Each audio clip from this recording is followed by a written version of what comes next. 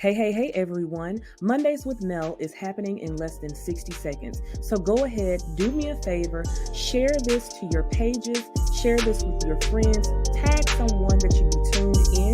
And if you've not already subscribed to the Matter of Focus social media pages, go ahead and do that before we get started. You can do that at Facebook and Instagram. I'll see you in a minute. Hey, everyone. Mondays with Mel is happening in less than 60 seconds.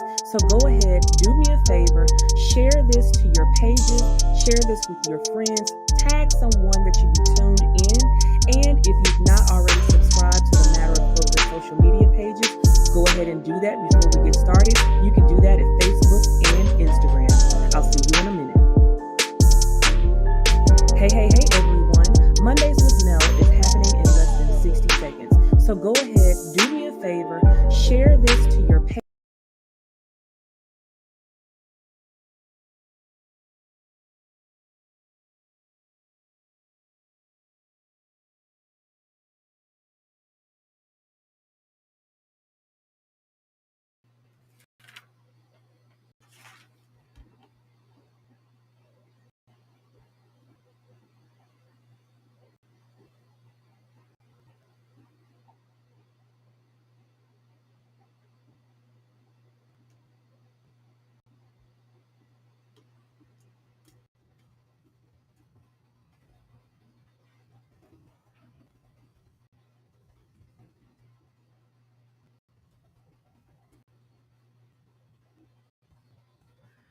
Hey, everyone, and welcome to another episode of Mondays with Mel.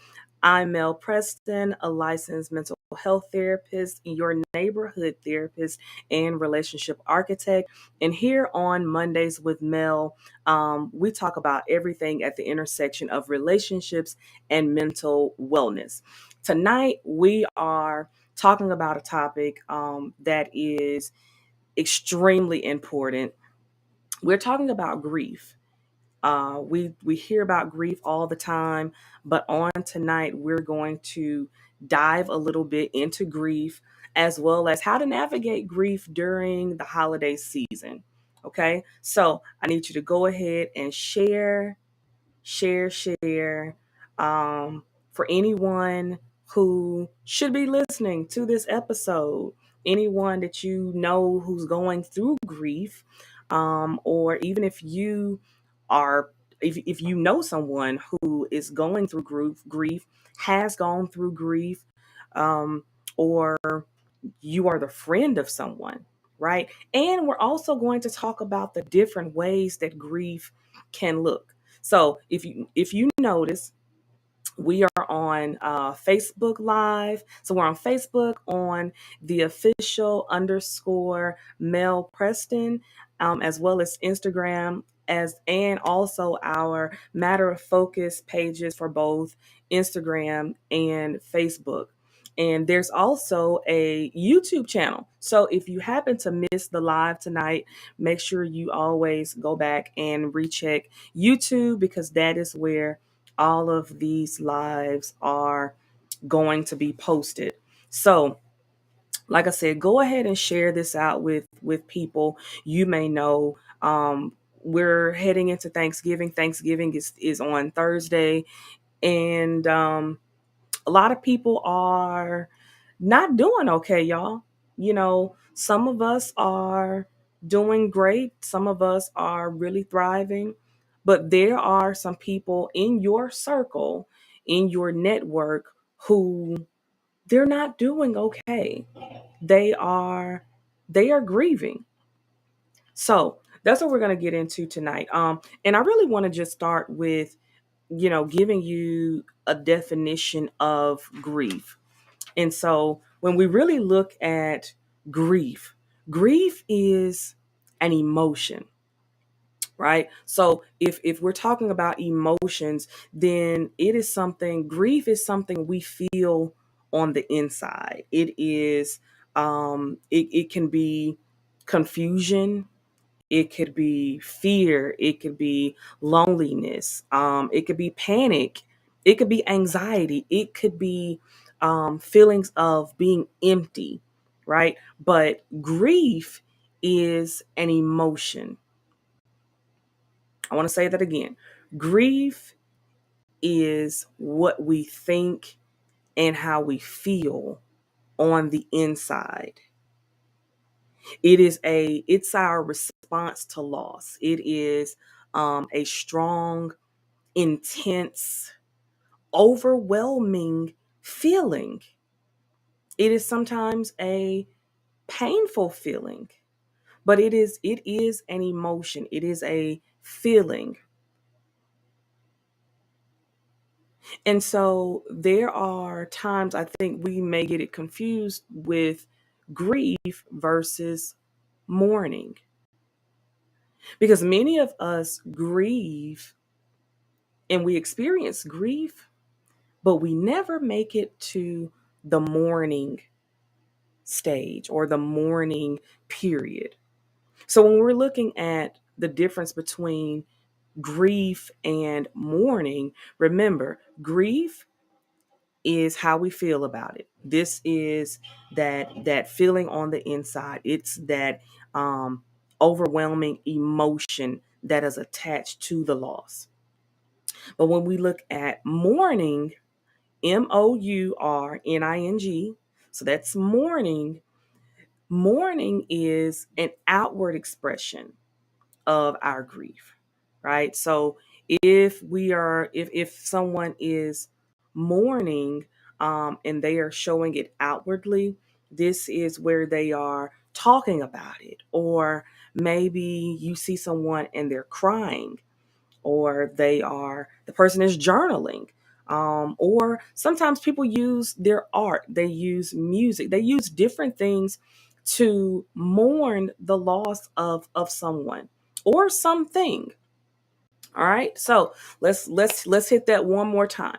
Grief is what we think and how we feel inwardly. This is our response to loss. It is a strong, overwhelming emotion. When we are mourning, mourning, this is when we have an outward expression of the grief we feel, right? So usually if I'm in therapy with someone, I will say, um, for every emotion, there is a need attached. So for every emotion, there is a need, whether it is a physical need or an emotional need attached. So if our feeling or our emotion is grief, then as we do with most other emotions, we have an emotion and then there is a reaction.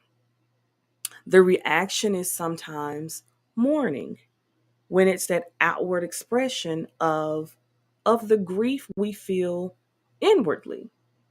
Okay? So just hit me in the chat if you have questions. Hey guys, for those of you who are tuned in, hey on Instagram, as well as Facebook. But if you have questions, if you have comments, make sure you put those in the comments, and I will try to answer those as we go. Okay, so here's the deal. Many of us, we all experience grief, but we don't all mourn.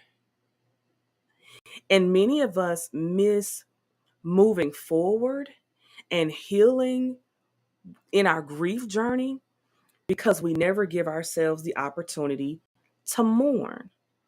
So remember, mourning is the outward expression of expressing our grief. So this is when we're talking, when we're crying, when we are journaling about it, when we are using our art, or we're using our music, our songwriting, but we are finding a way to express that grief we are feeling. Okay? Now, commonly most people know either 5 stages of grief or seven stages of grief. And for tonight, what I want to do is I want to go over the 5 stages of grief, because these were the original. This was the original. And I really want to look at this not just from one lens, right? Because here is I think the other thing that we may be missing. There are many different reasons people grieve. There are many different ways we experience loss. So, of course, we know loss in the form of losing a loved one, losing a relative, but there's also loss when it comes to relationships.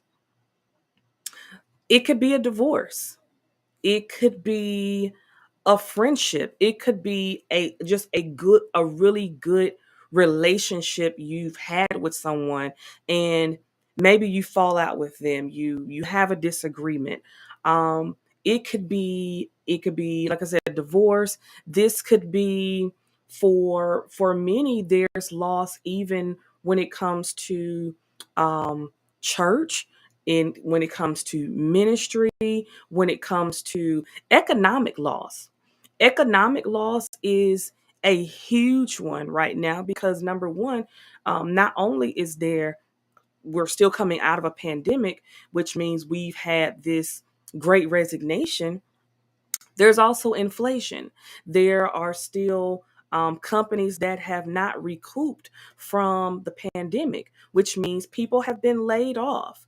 People are getting less hours than they're used to, which means there's more month than money. There are more bills than finances to take care of those things.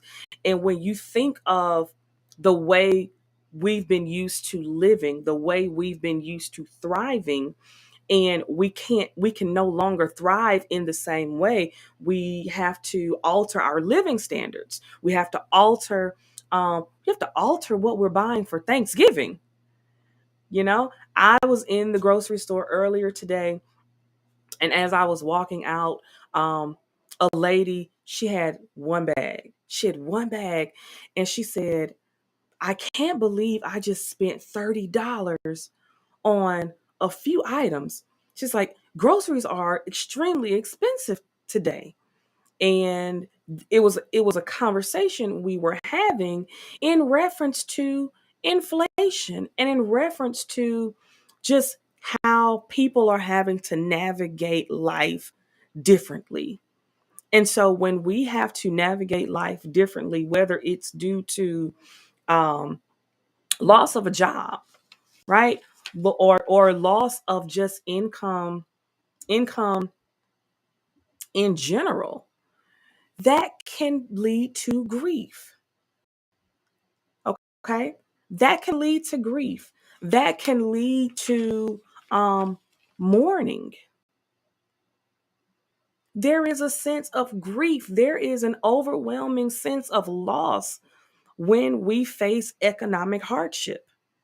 So I don't want you to just look at this from the lens of the loss of a loved one or the death of a loved one, but also look at how you can apply this to loss in whatever way it's happened or is currently happening to you, right? Whether it is via um, loss of a loved one, loss of a relationship, whether that is divorce, friendships, colleagues, co-workers, or whether it's economic loss.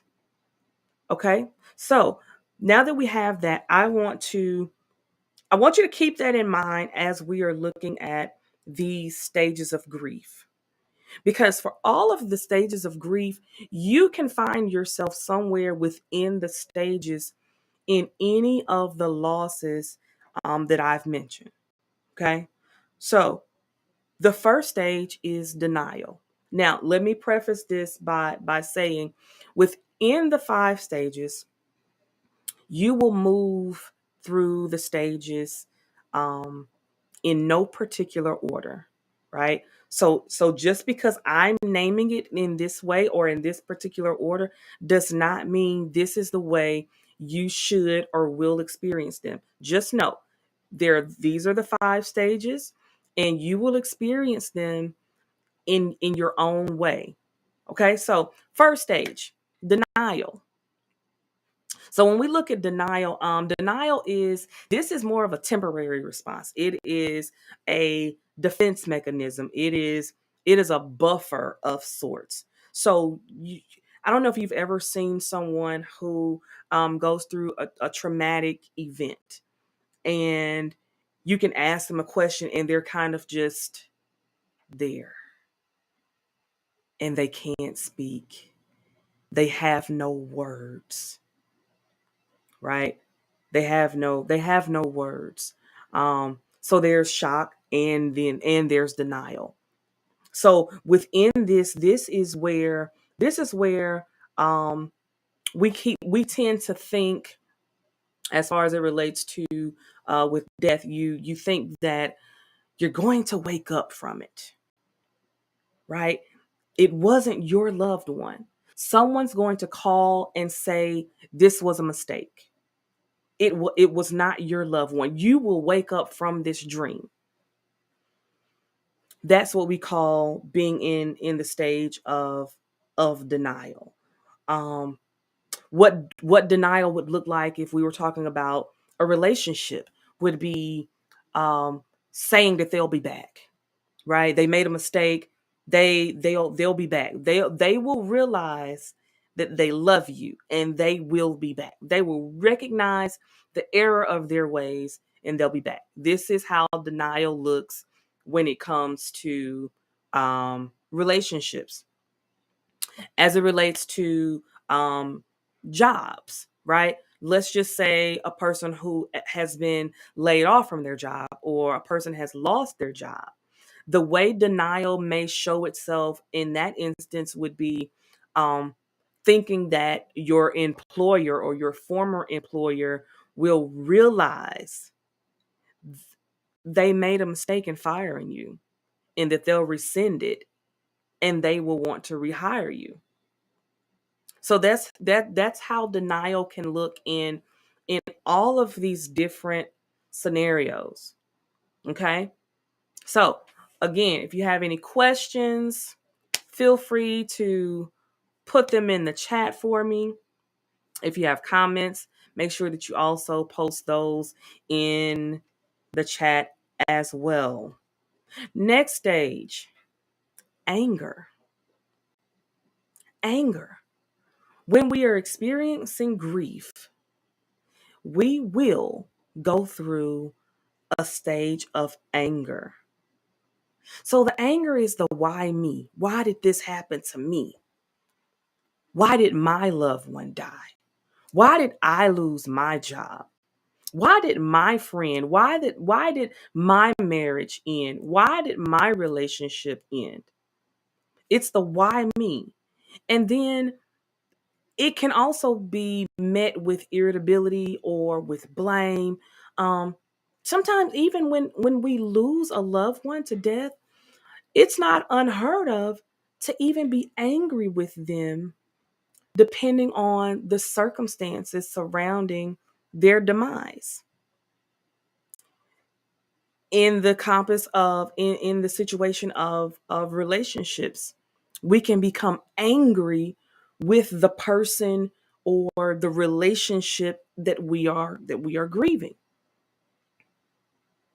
We can become angry with that ex-spouse or that ex-friend, right? So these are different ways it shows up. We become angry with that previous employer. We become angry with previous churches. And y'all, this is one I will come back and talk about all on its own, because there is a grief when it comes to even church relationships and just the trauma of different things that happen, right? But when it comes to that loss, we can become angry, and we can blame people for the hurt we're experiencing. All right. So the first one was denial. Stage 2 was anger. Stage 3, bargaining. This is when we are internally negotiating. This is, if I just would have said I love you more times, or if I just would have answered the phone when they called, or if I just would have, it's the what ifs, okay? These are the what ifs. It is guilt. When we're bargaining, usually there is a form of guilt we feel, as if we would have done something differently, the outcome would be different. We would get a different outcome. All right. Depression. Now, I don't want you to get this type depression confused with say a mental health a diagnosis that needs consistent therapy or anything like that. Being in a depressed state when you lose someone, or when you lose a relationship, or when you are experiencing the pain of loss, it's actually, catch this, it is actually healthy. It's actually healthy. It's usually temporary. But this is where you are finally starting to face the reality. And as you are starting to face this reality of loss in whatever way it comes about, you're dealing with those new emotions, those new feelings. So in this case, depression or being in a depressed state is not bad. It is healthy, as long as we don't get stuck there.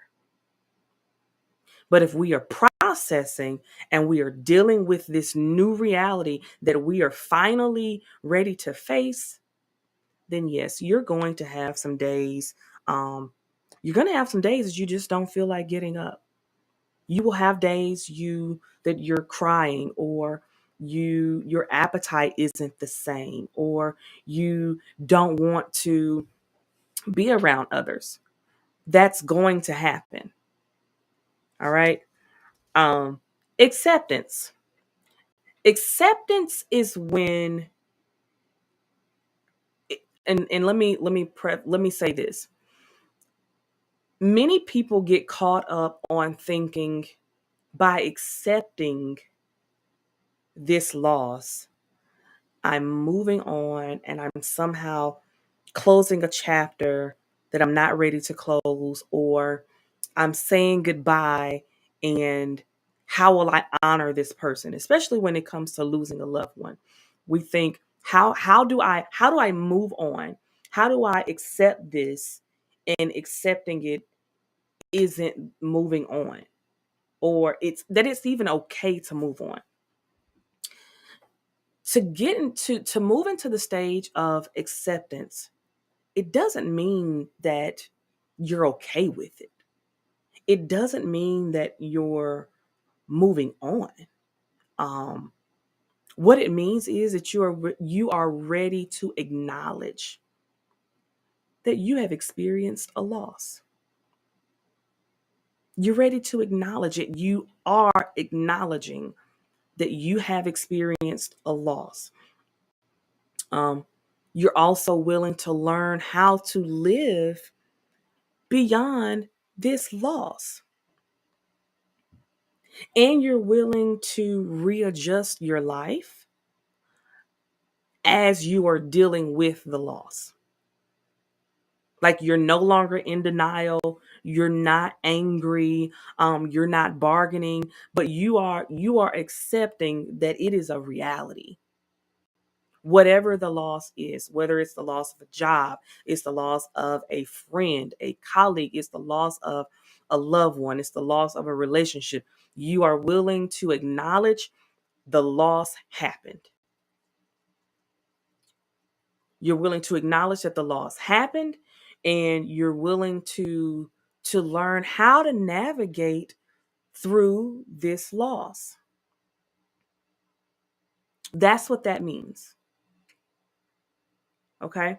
Now, how do we deal with grief, especially at this time of year? It's the holidays. People are celebrating, they're cheery, they're happy, and maybe you're not. Or maybe you're the person who's supporting someone who's grieving, whether it's because they lost a loved one. And it doesn't even have to be that they lost a loved one this year. It could be that every year since losing a loved one, the holidays are tough. And so how do we support them? How if you're that person, how do you navigate it? Okay? What if it's the holidays and you've lost a really good relationship? This is your first holiday season where you're not married, or you're divorced, or you usually hang out with girlfriends. Even if it's you graduated college, right? And you're transitioning from college life to real adulting, and you're leaving behind some of your college buddies. Loss is loss. Grief is grief. Okay. Now, what if this is your first holiday season and you've lost a job? You've lost a job. How are we going to navigate this grief? How do we navigate this loss again on any level during the holidays? Number one, set realistic expectations for yourself. Okay. Set realistic expectations. Um, be honest that this year is going to be different. Any year without your loved one is going to feel different. It doesn't mean it's terrible, but what it does mean is it won't be the same without them there. So set a realistic expectation. Know and acknowledge that you are going to miss them. Okay? Um Decide if you are up to handling holiday responsibilities. If you're the person that's normally cooking, or you're the person who's normally hosting events, determine whether or not that's something you really want to do. You don't have to do that. Okay? Next thing, surround yourself with people that love you and support you. Let me say that again for those of you in the back. Surround yourself with people that love and support you. This is not the time, and this goes into number three. This is not the time to avoid them. This is not the time to, per se, cancel the holiday. No, the holidays may look different, right? But spend the holidays with those that love you and with those who care and support you. Okay? Allow yourself to feel all the feels, whether it is anger, excitement, joy, um, resentment, like whatever you feel, allow yourself to feel it. Allow yourself to grieve. Allow yourself a period of mourning. Remember, we determined that mourning is that outward expression of the grief. So there may be a moment where you're joyous and you're thinking about something from years ago. You're having a pleasant memory, but the pleasant memory leads to tears, or it leads to anger. Allow yourself to feel those feelings. Don't try to suppress those feelings. Okay. Next thing, um, take care of yourself. Now, what do I mean when I say take care of yourself? And again, if you're the person who is supporting someone who is experiencing loss, help them take care of themselves. Okay? What does that mean? No drinking to self-medicate. And maybe it's not alcohol, maybe it's drugs, maybe it's reckless spending, maybe it's reckless living. But that's not taking care of yourself. That's what we call self-medicating. That's self-medicating. That is when we are doing whatever we can to numb the pain, and we're doing it in a way that's reckless and that will eventually cause us our well-being. So take care of yourself in a healthy manner. If you know you need help with that, allow the people that love and support you to help you with that.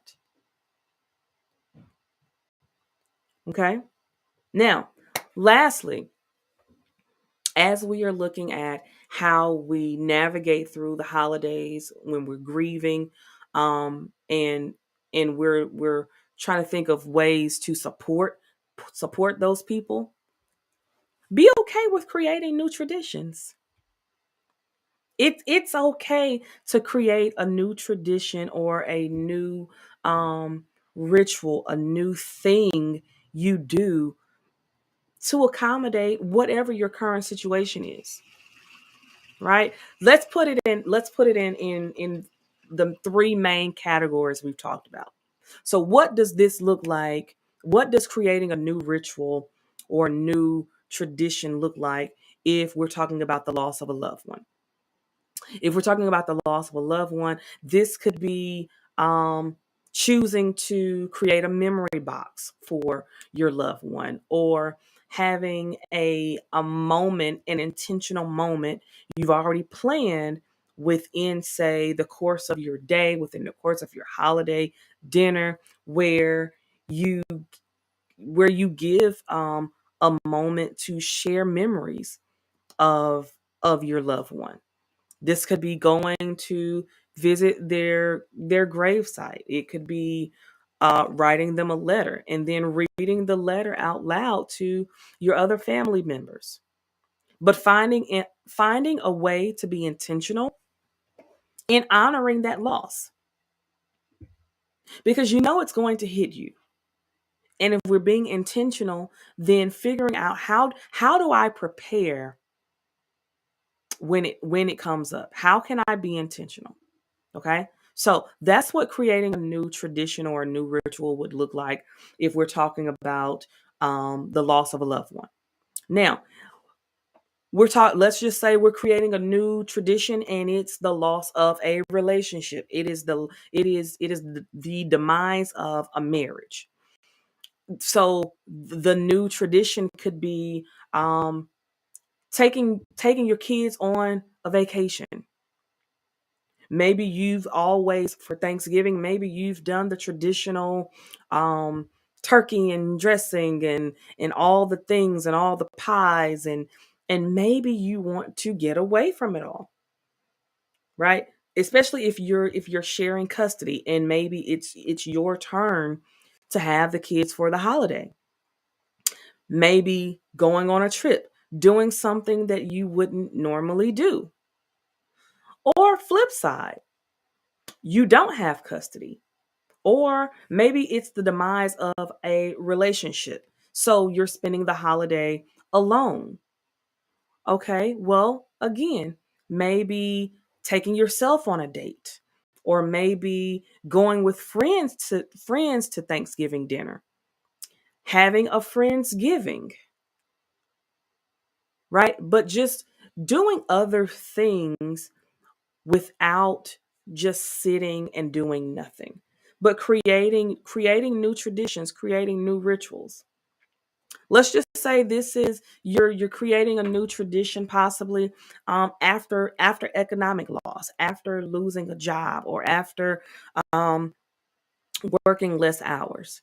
So maybe for Thanksgiving, we're not doing all of the traditional things because economically, it may not be as wise. But maybe we sit down as a family and we create a new menu, or we do a potluck with other families um, that may be experiencing the same thing. But creating different traditions, creating different rituals that pay honor and homage to where you currently are in your situation. Okay? So, listen, I want you to be successful. As I've stated, that is the reason for Mondays with Mel. I understand everybody's not going to a therapist. Everyone is not ready for that. But I do believe as therapists, we have an obligation to help and encourage, equip, empower as much as we can. So in doing Mondays with Mel, that is my hope, that you will be able to learn something, that I am able to give you some tips, some tools, some techniques, because you may never be on my couch. You may never show up in some other therapist on in their virtual space. But I appreciate you tuning in. If you have any questions, if you have any comments, even if you don't want to leave them here, DM me. Put it in my DMs, or you can email me at mpreston at matteroffocuscounseling.com. So again, email, if you want to email me a question or comment, it's mpreston at matteroffocuscounseling.com. Make sure you're following our social media pages, as well as my page. And if for whatever reason you want to go back and rewatch any of the Mondays with Mel episodes, make sure you go to our YouTube channel, which you can also find at the official underscore Mel Preston on YouTube as well. So if there are no questions or comments, I want you guys to have a wonderful night. I want you guys to have an extremely wonderful week. Find a way to be thankful this week. I know we're experiencing loss. I know we're experiencing a pandemic. We're experiencing inflation. We have every reason to be sad. We have every reason to feel defeated. But I am challenging you to find reasons to be grateful. Even if the only reason you have right now is that you are living and breathing and are able to see me talking on your screen right now. Find reasons to be grateful, y'all. Okay? That is the only way we're going to make it. Um, yeah. So until next time, have a great night, have a great week, and I'll see you soon.